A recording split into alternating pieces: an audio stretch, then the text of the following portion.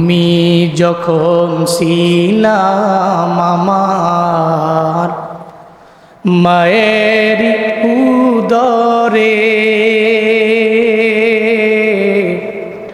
চলাফেরা করতেন যে মায় কত কষ্ট করে। আমার সুন্দর মুখ দেখে মায়ের ব্যথা যায় দেয় হাসায়া।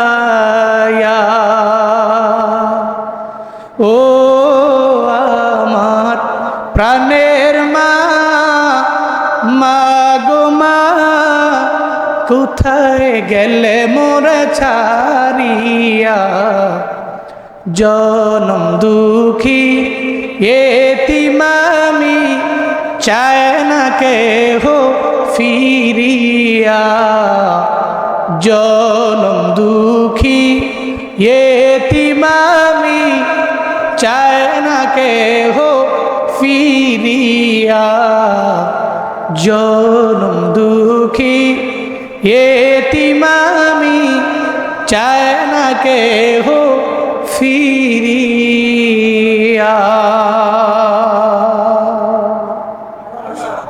মা চলে গেলে আপনি পাবেন না, পাবেন পাবেন না। এই জন্য থাকতে মায়ের দাম দিব ইনশাআল্লাহ।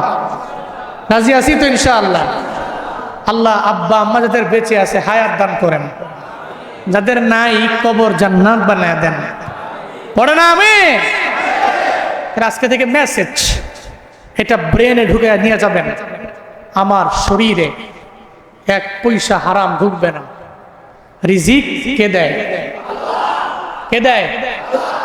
যেহেতু আল্লাহ দেয়, তা আমার মুসিবত আসেই। আমি চলার পথে আল্লাহর উপরে তাওয়াক্কুল করে, আল্লাহর উপরে ভরসা করে চলবো। আল্লাহর পক্ষ থেকে রিজিক আসে, এই ঈমান, ইয়াকিন, এই দৃঢ় বিশ্বাস নিয়ে আমরা ইন ফিউচারে চলবো। আল্লাহ আমাদের রিজিকে বরকত দান করেন, আমাদের ঘরে রহমত দিয়ে আল্লাহ ভরপুর করে দেন। আল্লাহ প্রত্যেকের ছেলে মেয়েকে মানুষের মতো মানুষ করেন। সকলে পড়ে না আমিন। এই মাদ্রাসা আপনাদের এলাকা, এটার দিকে খেয়াল রাখবেন। হ্যাঁ, খেয়াল রাখবেন। মাদ্রাসাটা আপনারাই চালান, আপনাদের এলাকার কারণেই তো মাদ্রাসাটা চলতেছে। এই মাদ্রাসা এলাকার জন্য রহমত, করুণা। এই জন্য এই সমস্ত মাদ্রাসায় আসবেন, তুলাবে ইলমের দ্বীনদের খবর নেবেন, আসাতিজায়ে কেরামদের খবর নেবেন, লাগলে একটা পরামর্শ দিবেন।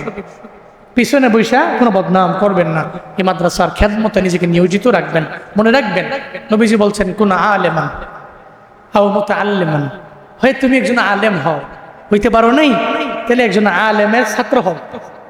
আলেমের কি হও? কি হও? কোন আলেমান আও মুতাআল্লিমান আও মুহিব্বান। তা পারো নাই, ভালোবাসো আলেমকে, একটু ভালোবাসো।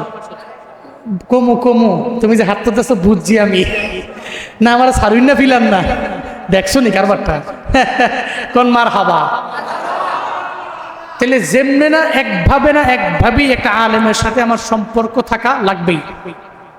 হ্যাঁ, একটা না একটা ভাবে, কোনো একটা মাধ্যমে একটা ভালো আলেমের সাথে আমার সম্পর্ক রাখার ব্যাপারে নবীজি বলেছেন।